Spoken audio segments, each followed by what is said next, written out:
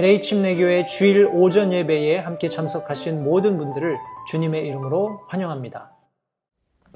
오늘은 성도님들과 함께 마태복음 26장 26절부터 30절 있는 말씀 같이 나눌 텐데요. 이 말씀을 중심으로 해서 주님의 만찬과 관련된 많은 다른 구절들이 있습니다. 그래서 그 말씀들 함께 살펴보게 될 텐데, 먼저 제가 마태복음 26장 26절부터 30절까지의 말씀을 먼저 읽고요. 그리고 잠시 기도하신 후에 말씀을 나누도록 하겠습니다. 제가 본문의 말씀을 받들어 읽도록 하겠습니다.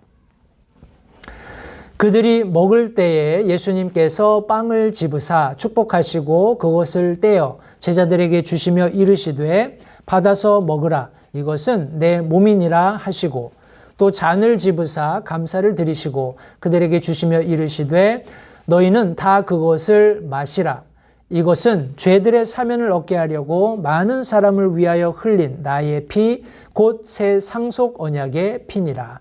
그러나 내가 너희에게 이르노니 내가 이 포도나무 열매에서 난 것을 이제부터 내 아버지의 왕국에서 너희와 함께 새롭게 마시는 그 날까지 마시지 아니하리라 하시니라.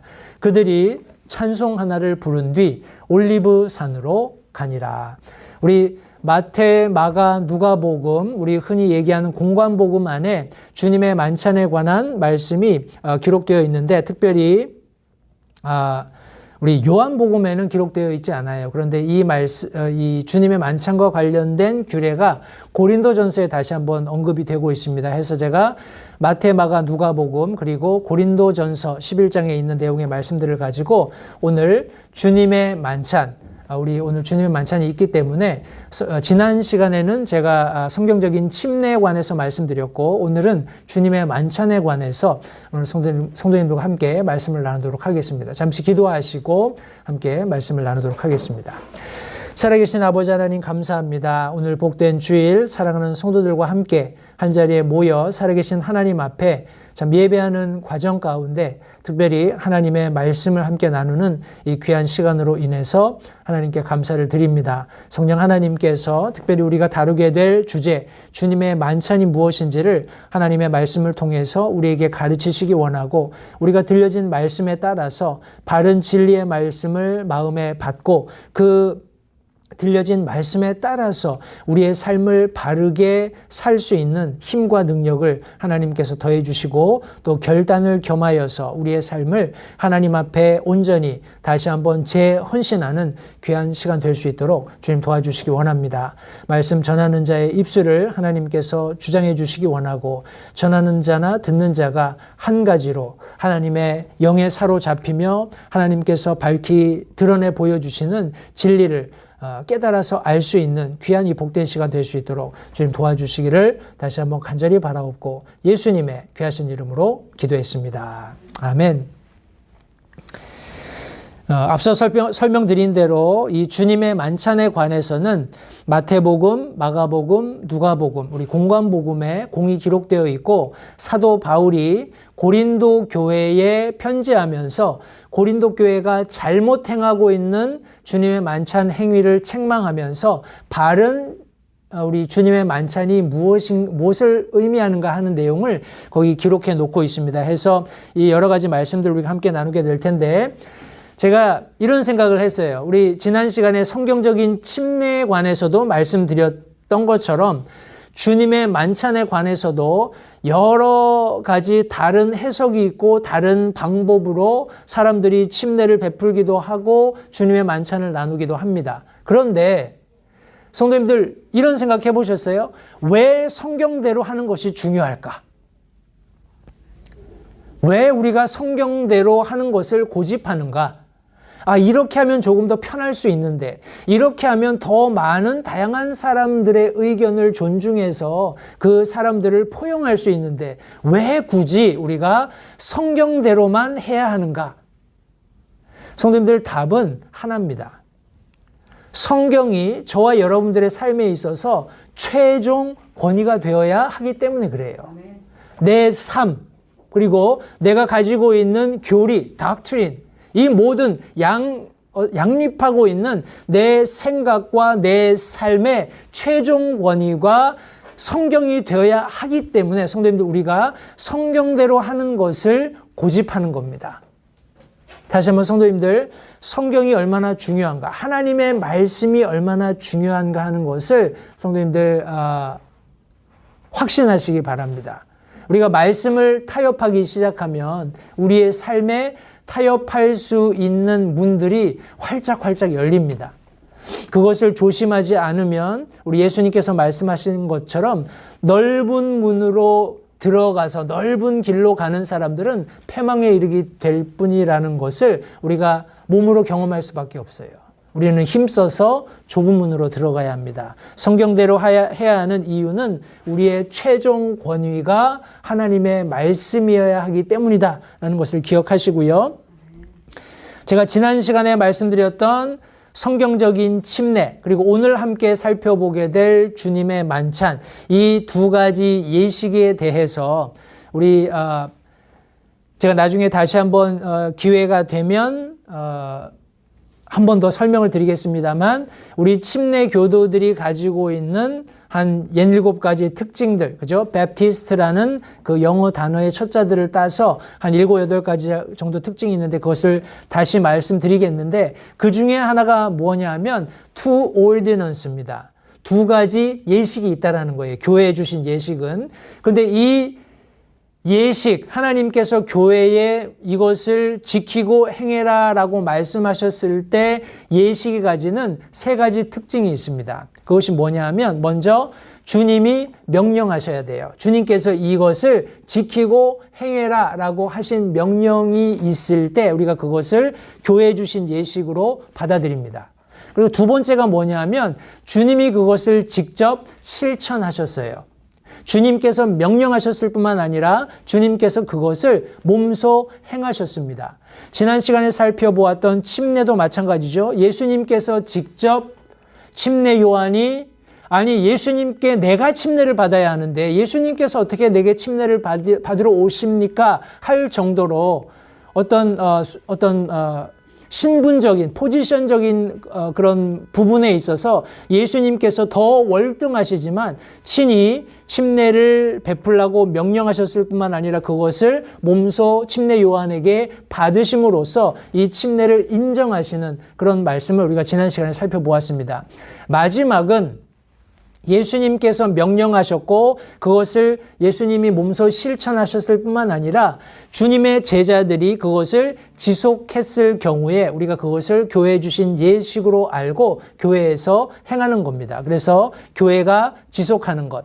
우리 사도행전 말씀 쭉 살펴보시면 제가 지난 시간에 말씀드린 것처럼 침례를 바라보는 유대적 관점이 교회적 관점으로 바뀌는 그런 변화, 트랜지션은 있습니다. 그러나 분명히 이 성경이, 완성된 성경이 말씀하고 있는 침례는 구원받은 그리스도인들이 자신의 구원을 교회 가운데 간증함으로써 교회 회원으로 영접되는 어떤 수단으로 우리 교회 안에서 행해지는 예식이라는 것을 분명히 우리가 살펴보았던 것처럼 주님이 명령하시고 실천하시고 교회가 지속했던 두 가지 예식, 침례식과 주님의 만찬, 오늘은 특별히 주님의 만찬에 대해서 함께 살펴보도록 하겠습니다.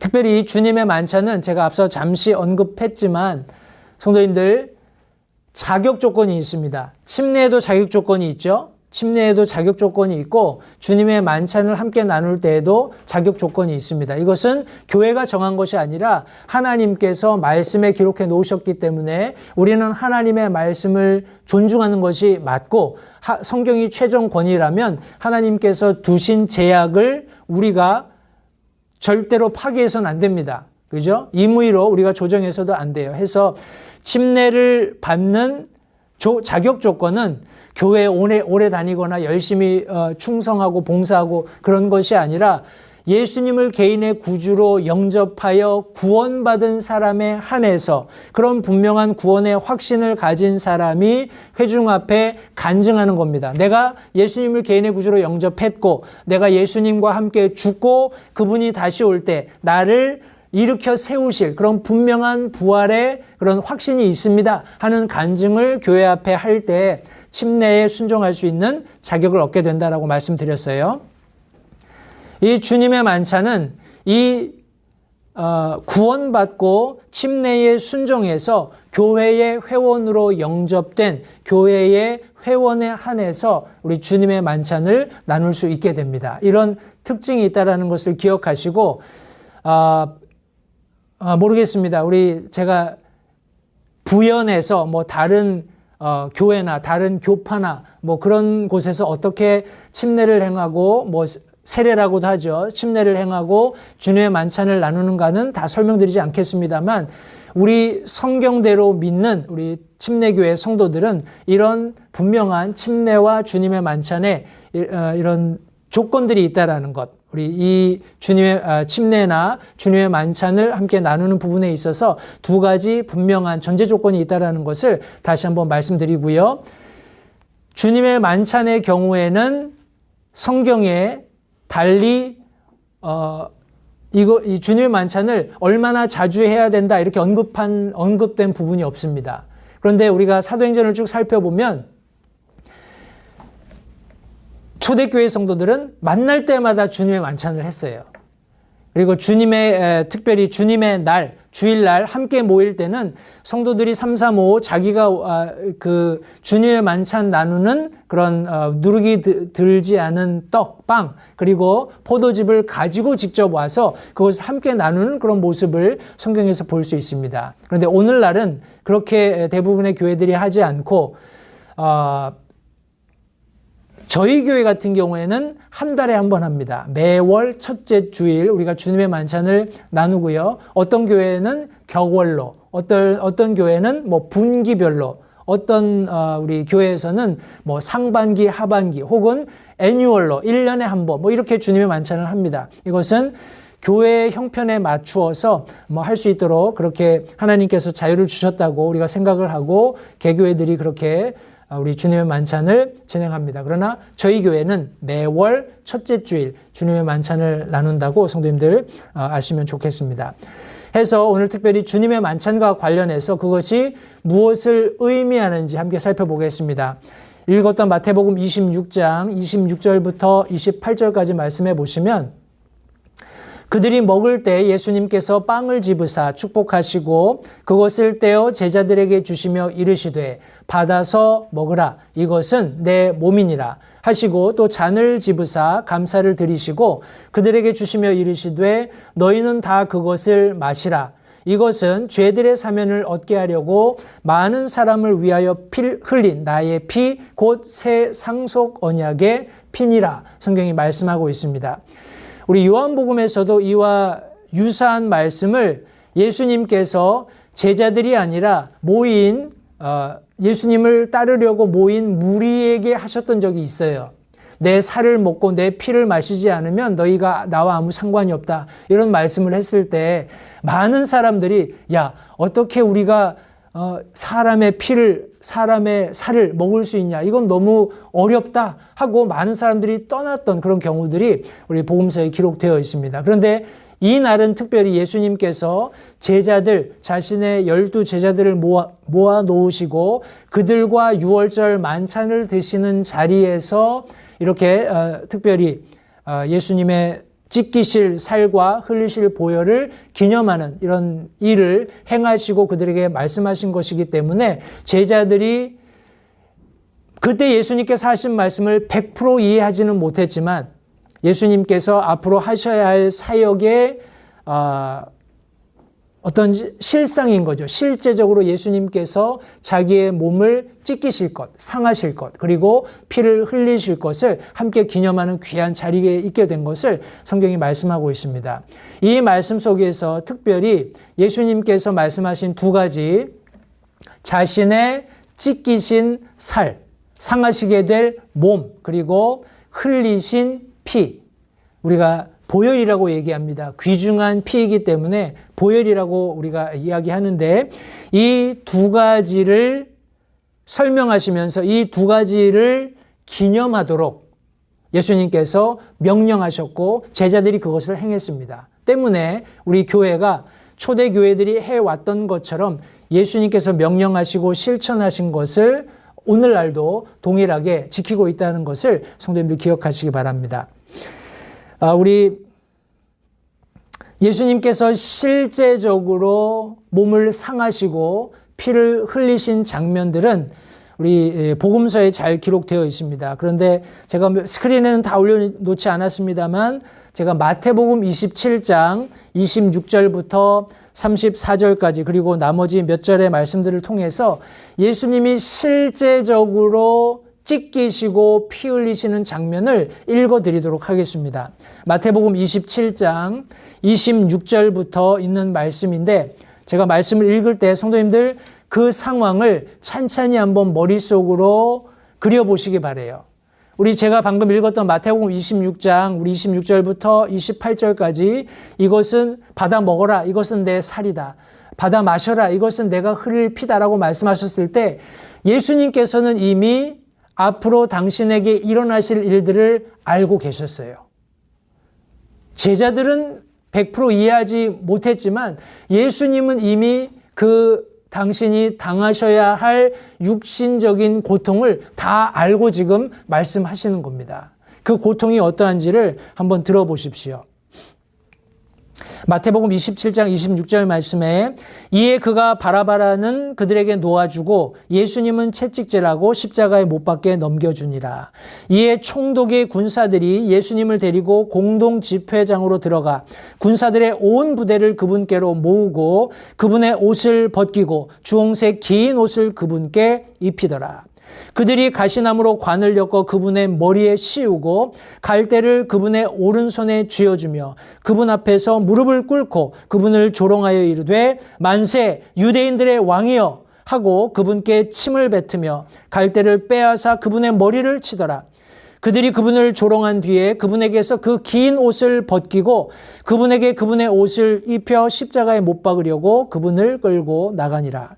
그들이 나가다가 시몬이라는 이름의 구레네 사람을 만나 그에게 억지로 그분의 십자가를 지게 하고 골고다 즉 해골의 장소라는 곳에 이르렀더라.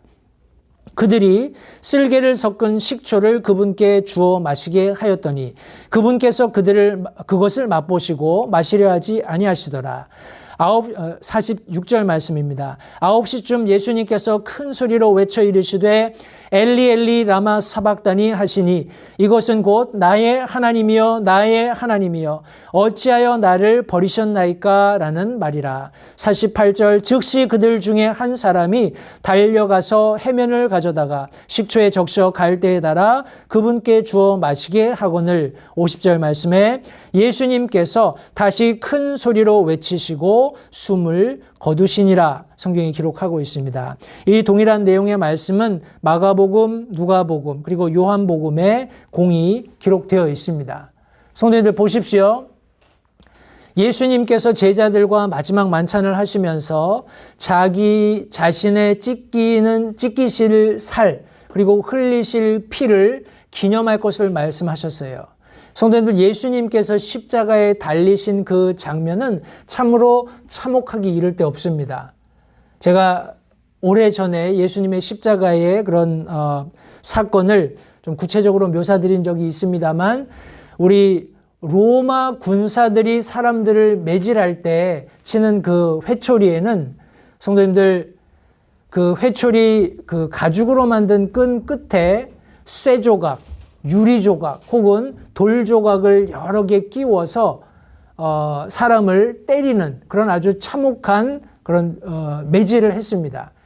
이 범죄자들을 묶어놓고 이 회초리로 사람을 때리게 되면 이 가죽끈 끝에 있는 이 쇠 조각들이 사람의 몸에 박히겠죠. 그런데 이 로마 병사들은 이것을 얼마나 많이 훈련을 했는지 때려서 빼는 순간 이 살을 집어 뜯을 수 있는 그런 기술들을 가지고 있었어요. 그러니까 예수님이 채찍질을 맞으셨을 때 성도님들 그것은 단지 그냥 어른들이 아이들 스팽킹하는 그런 매가 아니었다라는 겁니다. 그리고 예수님이 그냥 뻘겋게 피가 나셨겠구나 그 정도가 아니라 살이 이 쇠 조각들에 의해서 뜯기우는 그런 고통을 예수님께서 실제적으로 당하셨다라는 거예요. 그리고 여기 성경이 뭐라고 얘기하고 있냐면 이렇게 매를 치고 나서 옷을 입혔다고 했어요. 붉은 흉포를 입혔다라고 했습니다. 성도님들, 이 옷을 입혔을 때 예수님 몸에서 피가 흐르고 있었겠죠. 그리고 피가 흥건하게 젖어서 붉은 그런 색깔을 띄었을 거예요. 그때 가시면류관을 씌우고 갈대로 때리면서 예수님을 조롱했습니다. 그리고 나서 어떻게 했냐면 이 옷을 벗겼다 그랬습니다. 성도님들 보세요. 우리 피가 흐를 때 저도 그런 경험이 간혹 있었던 것 같은데, 피가 흐르면 우리 오늘날은 의료 그런 기술들이 발달해서 연고를 바르고 이렇게 반창고를 바르면 나중에 반창고 뛸 때 부드럽게 잘 떨어집니다. 그렇죠? 그런데 성도들, 피가 나는 상태에서 그냥 반창고를 대놓으면 나중에 이거 뗄 때 어떻습니까? 나중에 상처가 좀 그 피가 응고되게 하기 위해서 막 혈소판들이 와서 이렇게 응고작용을 할 때 이제 낫는 과정이잖아요. 그런데 그것을 확 잡아떼면 그 아물었던 상처가 다시 확 다 뜯기면서 다시 피가 나는 거예요. 그런 예수님의 고통을 우리 조금만 상처가 나서 이렇게 약 발라놓고 반창고 붙여놨다가 그거 뗄 때도 막 아파서 죽겠다고 아이고 하는데, 그렇게 온 몸이 터지고 깨진 상태에서 이 로마 병사들이 예수님 조롱하려고 옷을 입혔다가 그것을 벗길 때 아이고 조심하세요 이렇게 했겠어요? 그렇지 않겠죠. 그냥 무자비하게 예수님이 입고 계셨던 옷을 벗기고 골고다로 십자가에 못 박기 위해서 끌고 가셨던 것을 우리가 상상할 수 있습니다. 문자 그대로 몸에 있는 모든 물과 피를 쏟으신 그런 사랑을 우리 성경은 분명히 기록하고 있습니다. 성도님들, 우리 고린도전서 10장 16절 17절 말씀에 우리가 축복하는 축복의 잔은 그리스도의 피에 함께 참여하는 것이 아니냐. 우리가 떼는 빵은 그리스도의 몸에 함께 참여하는 것이 아니냐. 우리가 많아도 한 빵이요 한 몸이니 이는 우리가 다 그 한 빵에 참여하는 자들이기 때문이다 라고 성경이 말씀하고 있습니다. 앞서 살펴보았던 두 가지, 예수님께서 찢기신 살 그리고 흘리신 피, 이 두 가지 것은 교회 안에서 지속해서 예수님께서 명령하시고 제자들과 함께 실천하셨고 교회들이 지키도록 명령하신 것이기 때문에 행하는 것이 맞고, 특별히 그리스도의 피에 참여한, 그리고 예수 그리스도의 몸에 함께 참여한 우리 그리스도인들이라면 구원과 침례를 통해서 교회의 회원이 되어서 주님의 만찬을 함께 나누는 것이 마땅하다는 것을 다시 한번 기억하시면 좋겠습니다. 두 번째는 방법을 설명하고 있습니다. 이것은 고린도전서, 저희들이 주님의 만찬 나눌 때 늘 함께 우리 인용하는 말씀인데 23절부터 25절 말씀해 보시면 사도 바울이 고린도 교회 성도들이 잘못 행하는 주님의 만찬 행위를 책망하면서 꾸짖으면서, 그때 고린도 교회 성도들은 제가 앞서 설명드렸던 것처럼 자신의 주님의 만찬에 사용할 그 빵과 음료를 가지고 왔습니다. 그런데 문제가 뭐였냐면 그냥 그걸 풀어놓고 먹었던 거예요. 그래서 어떤 사람들은 이미 배가 부르고 포도즙이 아주 그냥 과하게 취해 있는 사람들도 있었고, 어떤 사람들은 배고픈 거예요. 야, 이거를 저 사람은 먹는데 나도 해야 되나 말아야 되나, 아마 고민이 많았던 것 같습니다. 그런데 그렇게 하는 것이 옳지 않다라는 거예요. 그러면서 여기 지금 뭐라고 얘기하냐면 내가 너희에게도 전해준 것은 내가 주께 받은 것이다 하면서 주 예수님께서 배반당하신 바로 그 밤에 빵을 집으사 감사를 드리신 뒤에 그것을 떼시고 이르시되 받아서 먹으라. 이것은 너희를 위하여 찢긴 내 몸이니 나를 기억하여 이것을 행하라 하시고, 저녁 식사 뒤에, 그러니까 순서적으로 빵을 떼는 것이 먼저입니다. 그리고 나중에 포도즙을 함께 나누었는데 식사 뒤에 또 그와 같은 방식으로, 여기 지금 그와 같은 방식은 24절이 말씀하고 있는 것처럼 감사를 드리신 뒤에 그것을 나누어 주시는 것을 의미합니다. 그런 방식으로 잔을 집으시고 이르시되 이 잔은 내 피로 세우는 새 상속 언약이니 너희가 그것을 마실 때마다 나를 기억하여 이것을 행하라 하셨느니라 말씀하고 있습니다. 두 가지 예수님의 찢기신 살과 흘리신 피를 상징하는, 나타내는 그런 요소가 있다라는 거예요. 첫 번째 것이 무엇이냐면 누룩 없는 빵입니다. 이 누룩 없는 빵은 구약적인 그런 개념에서 살펴볼 때 항상 하나님께 드리는 헌물로서의 빵이었어요. 하나님께 무엇을 드릴 때, 제사로서 하나님 앞에 드릴 때는 절대 누룩이 들어가면 안 됩니다.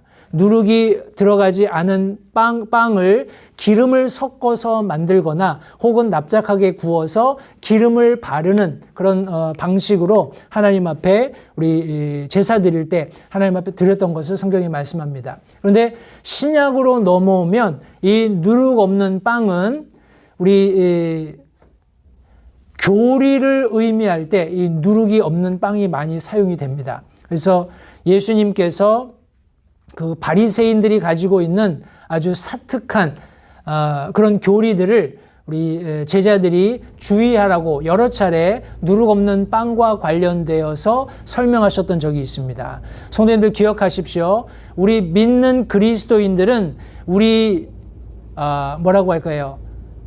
누차 우리 침례식이 되었건 주님의 만찬이 되었건 주님께서 제정하시고 교회가 지키라고 주신 예식에는 우리가 어떤 방법으로든지 무엇을 첨가하거나 뺄 수 있는 자격이 전혀 없어요. 순수하게 하나님께서 지금 우리에게 명령하신 우리 물침례, 우리 침수례를 의미하든지 주님의 만찬을 의미하든지 그 안에 분명하게 하나님께서 의도한 것이 있기 때문에 그것을 변형해서는 안 됩니다. 특별히 주님의 만찬과 관련해서는 흠이 없고 점이 없으신 예수 그리스도께서만이 우리를 위하는 대속 제물로 하나님 앞에 자신을 드리실 수 있다는 거예요. 그분만이 우리의 죄를 용서하시는 하나님의 눈앞에 담당하시고 그것을 위해서 피를 흘리실 수 있는 분이셨다라는 것을 기억하는 겁니다. 그런 의미에서 누룩 없는 빵을 우리가 예수님의 찢기신 몸을 상징하는 한 엘리먼트로 사용하는 겁니다. 또 다른 하나는 발효되지 않은 포도즙입니다. 우리 포도즙을 만들 때 포도송이를 포도즙 틀에 넣고 사람들이 밟지요. 과거에는 그랬습니다. 지금은 그렇게 하면 큰일 나죠. 그죠? 압축기를 가지고 압축을 하겠죠. 거기에 그 어떤 것도 첨가되지 않고 순수하게 포도송이만을 집어넣어서 압축하는 거예요. 그리고 그 나온 포도즙을 담아서 그 포도즙으로 우리 주님의 예식을 나누게 되는데 성도님들 보십시오. 이 포도즙에 사람이 인위적으로 효모를 넣는다든지 온도를 맞추게 되면 이것이 숙성이 돼서 포도주가 됩니다. 그죠? 근데 이것을 그냥 이도저도 안 하고 방치하면 어떻게 되는 줄 아세요? 이게 초가 됩니다. 식초가 되는 거예요. 우리 계속해서 예수님 십자가 달리실 때 성경이 말씀하고 있는 이 초도 포도 식초를 의미하지 않을까 저는 그렇게 개인적으로 생각을 합니다. 그런데 원체 십자가에서 고통받는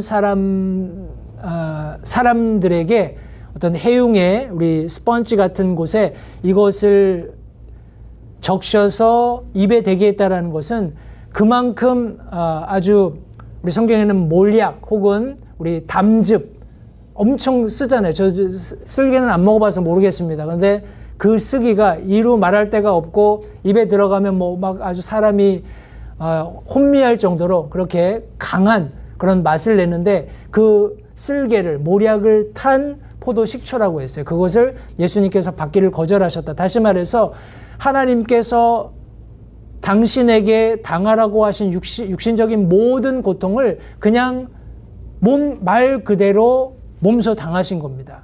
왜요? 저와 여러분들을 위해서.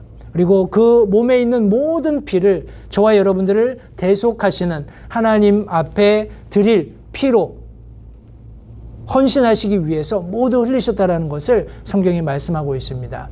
이때 사용되는 포도즙이 절대 발효되지 않은 것이다. 인위적인 어떤 첨가물이나 인간적인 노력이 가미되지 않은 것이다라는 것을 기억하시기 바라요. 그래서 이 두 가지 누룩이 들어가 있지 않은 빵, 그리고 어떤 것도 첨가되거나 발효되지 않은 포도즙이 예수 그리스도께서 찢기신 몸과 흘리신 보혈을 상징하게 된다는 것을 기억하시면 좋겠습니다.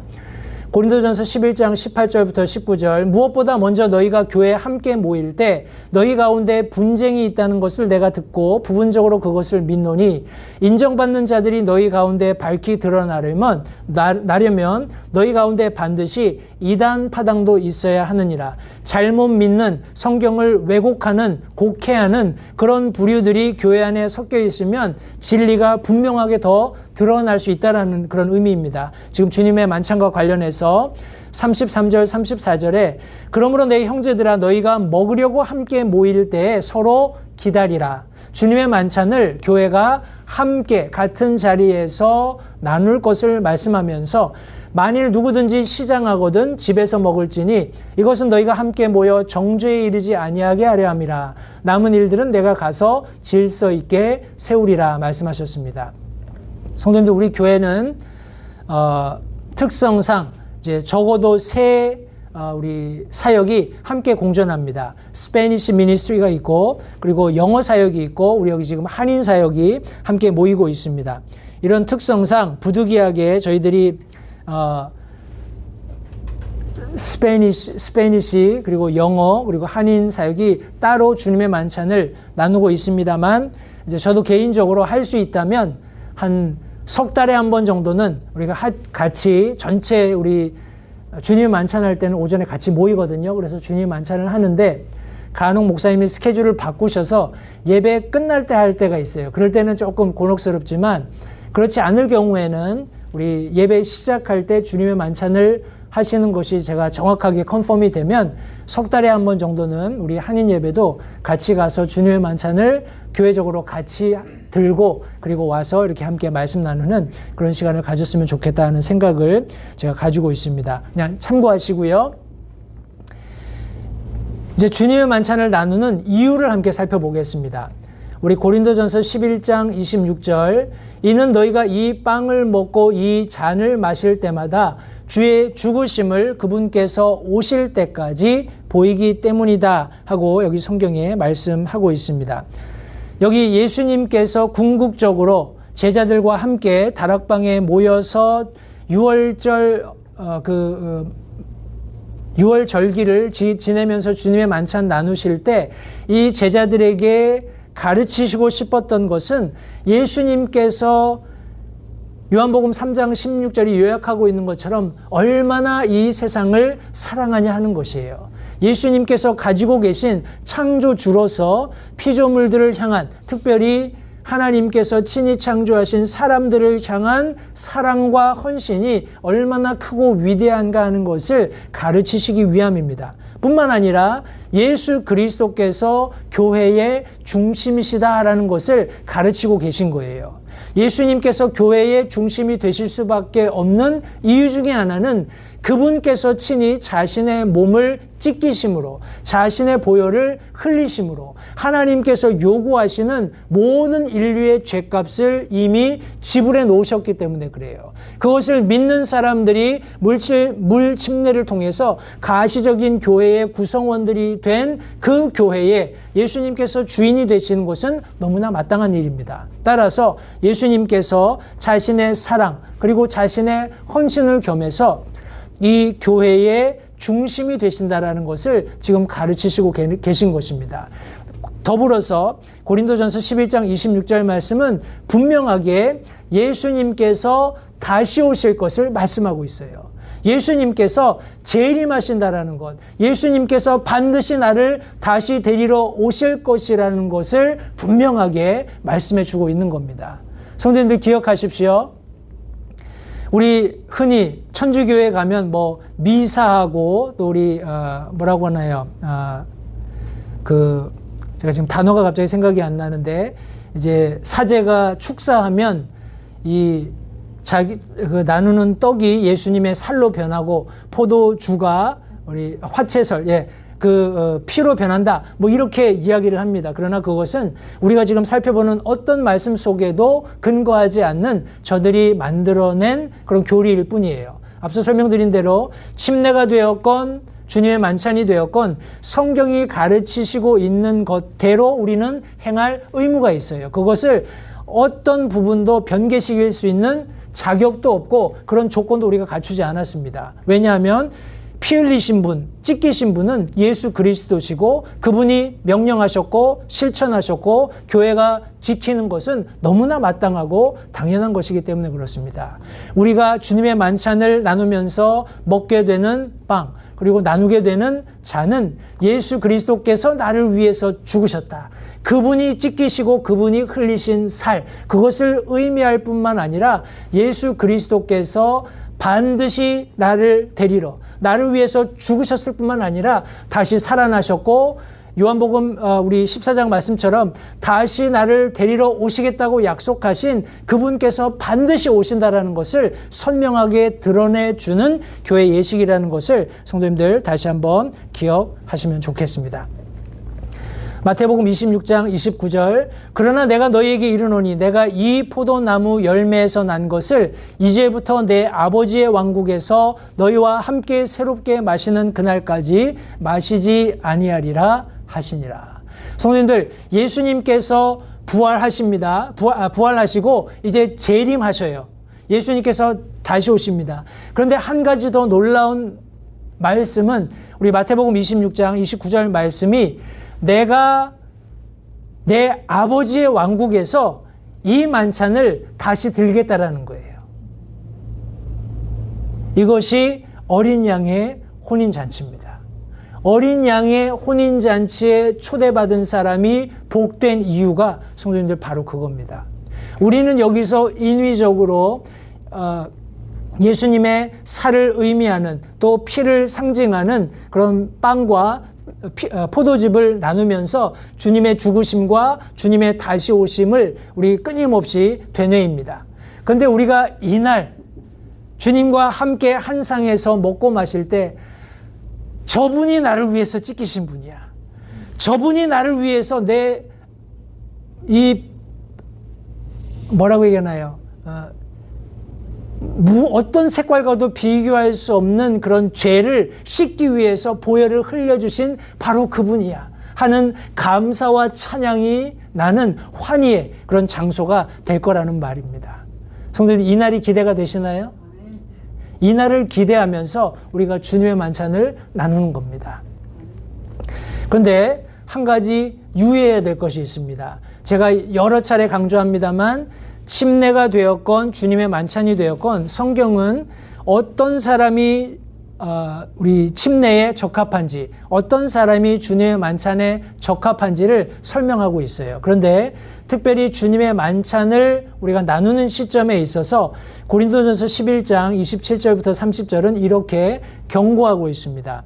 그러므로 누구든지 주의 이 빵과 잔을 합당하지 않게 먹고 마시는 자는 주의 몸과 피에 대하여 죄가 있으리로다. 오직 사람이 자기를 살피고 그 뒤에 그 빵을 먹고 그 잔을 마실지니 합당하지 않게 먹고 마시는 자는 주의 몸을 분별하지 못하고 자기를 위하여 정죄를 먹고 마시느니라 하면서 30절에 이런 말씀을 합니다. 이런 까닭에 너희 가운데 약한 자와 병든 자가 많고 잠자는 자도 많도다. 여기 잠잔다는 의미는 죽었다라는 의미입니다.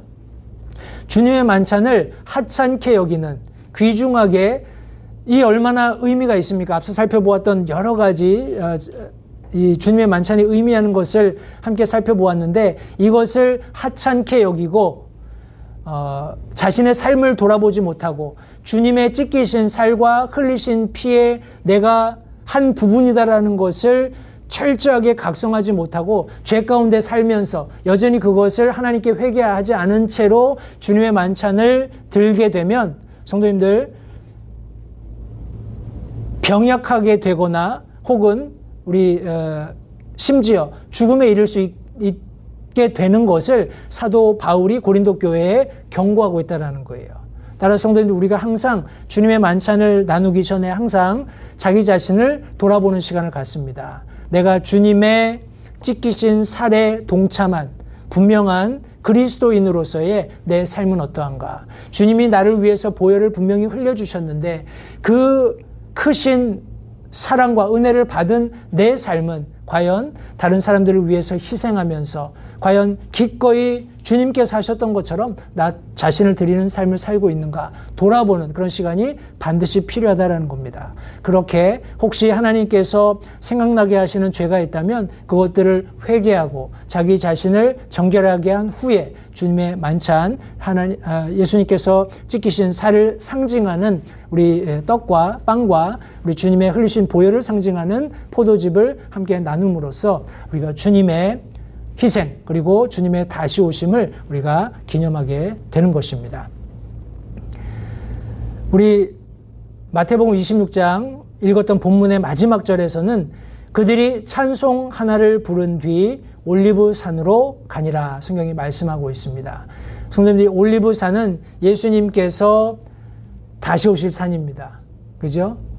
우리 그런 고대를 가지고 성도님들 기쁘고 즐겁고 감사하는 삶을 우리가 모두 사셔야 돼요. 우리가 주님의 만찬을 함께 나누게 될 때에 성도님들 그런 함께 나누었던 우리가 주님의 만찬을 나누는 이유라든지 방법 뭐 여러 가지 그 의미 이런 것들 잘 마음속에 기억하실 뿐만 아니라 더 중요한 것은 적어도 주님이 오실 그때까지는 저와 여러분들이 해야 할 일이 있다라는 거예요. 예, 이 세상에서 우리의 잡도 있습니다. 우리가 가지고 있는 직업들도 있어요. 그러나 그 직업들, 우리가 하고 있는 일들을 통해서 하나님께서 반드시 이루고자 하시는 일이 있다라는 것, 성도님들 기억하시기 바랍니다. 부지런히 일해서 내 삶에 필요한 물질들을 공급하시는 것도 하나님이 우리에게 기대하시는 한 부분입니다. 그런데 더 중요한 것은 무엇이냐면 그런 과정, 모든 과정들을 통해서 잃은 혼들을 주님께로 인도하는 거예요. 예수님께서 이 땅에 오신 목적은 섬김을 받으려는 것이 아니라 섬기려고 오셨다. 잃어버린 자를 찾아 구원하러 오셨다. 분명히 말씀하셨어요. 저 높고 높은 왕좌를 버리고 이 땅에 오신 이유가 그것 하나라면 성도님들 저와 여러분들이 살고 있는 이 삶에서 우리가 마땅히 해야 하는 삶의 궁극적인 목적이 너무나 분명하잖아요. 그죠? 주님과 같은 의도를 가지고 주님과 같은 열심을 가지고 살면서 주님의 살과 피에 동참한 그리스도인으로서 한 점 부끄러움 없는 주님께서 이끌어 가시는 그런 삶을 우리 모두 살 수 있었으면 좋겠습니다. 잠시 들으신 말씀에 따라 결단하는 시간을 가지시기 바랍니다. 하나님께서 무엇을 말씀하시든지 따르기로 결단하십시오. 하나님께서는 순종하는 자들을 존중하십니다. 아직 예수님을 개인의 구주로 영접하신 사실이 없으시다면 자신이 죄인됨을 인정하며 하나님께 나오는 자들을 하나님께서 받아주신다는 확실한 말씀에 근거하여 다음과 같이 기도하십시오. 하나님, 나는 죄인입니다. 나는 내 죄로 인해 죽을 수밖에 없음을 압니다.